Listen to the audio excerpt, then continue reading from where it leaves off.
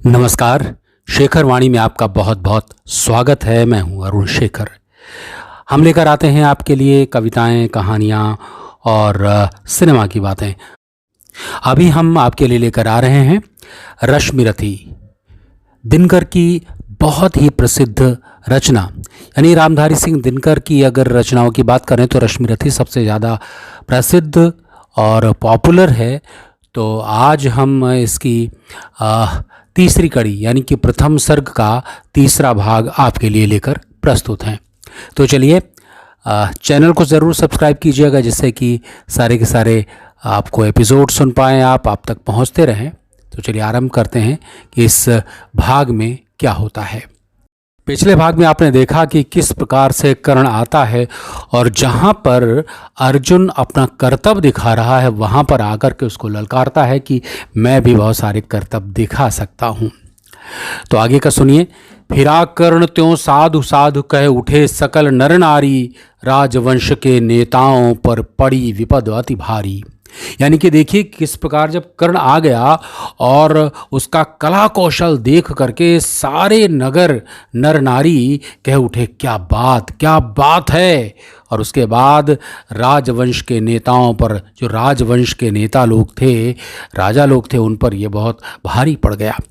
द्रोण भीष्म अर्जुन सब फीके, सब हो रहे उदास, एक सुयोधन बढ़ा बोलते हुए वीर शाबाश। यानी कि इतने बड़े बड़े दिग्गज द्रोणाचार्य, भीष्म, अर्जुन सब फीके रह गए, सब उदास हो गए कि ये कौन आ गया है, मुझे समझ में नहीं आ रहा। लेकिन इन सब के बीच जो सुयोधन था वो बढ़ा और उसने कर्ण को शाबाशी दी। आगे कहते हैं कि द्वंद्व युद्ध के लिए पार्थ को फिर उसने ललकारा, द्वंद्व युद्ध के लिए पार्थ को फिर उसने ललकारा, अर्जुन को चुप ही रहने का गुरु ने किया इशारा। कृपाचार्य ने कहा सुनो हे वीर युवक अनजान, भरतवंश अवतंस पांडु की अर्जुन है संतान। यानी कि उसने पार्थ को, अर्जुन को फिर से ललकारा, आओ दो दो हाथ कर लेते हैं। लेकिन उसके गुरु ने अर्जुन को चुप रह जाने के लिए कहा कि यहाँ पंगा मत लो भाई, ये बहुत बहादुर है और अलग ही चीज़ है, नॉर्मल नहीं है। और कृपाचार्य ने फिर कहा कि हे बहादुर पुरुष, हम लोग तुम्हें जानते नहीं हैं और ये जो अर्जुन है ये पांडु पुत्र है, क्षत्रिय है, यह राजपुत्र है, यूं ही नहीं लड़ेगा, जिस तिस से हाथापाई में कैसे कूद पड़ेगा है। ये क्षत्रिय है, राजपुत्र है, किसी से भी नहीं लड़ता है और ऐसे ही हाथापाई में ये कूद नहीं पड़ेगा। अर्जुन से लड़ना हो तो मत कहो सभा में मौन, नाम धाम कुछ कहो, बताओ कि तुम जाति हो कौन। कि अगर अर्जुन से तुम्हारी लड़ने की इच्छा है तो यहाँ पर चुप मत रहो, पहले तो ये बताओ नाम क्या है, कहाँ से आए हो और सबसे बड़ी बात किस जाति के हो। जाति, हायरी जाति।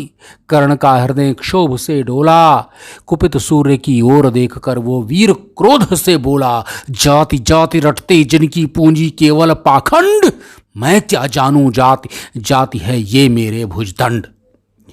कह उठा, बहुत से क्रोध आया इस बात के ऊपर कि जहाँ तहाँ जाति के बारे में मेरी पूछा जाता है।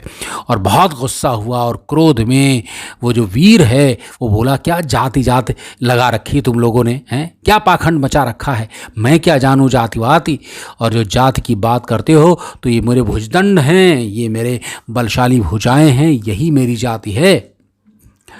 और आगे लिखते हैं दिनकर कि ऊपर सिर पर कनक क्षत्र वीर तर काले के काले, शर्माते हैं नहीं जगत में जाति पूछने वाले।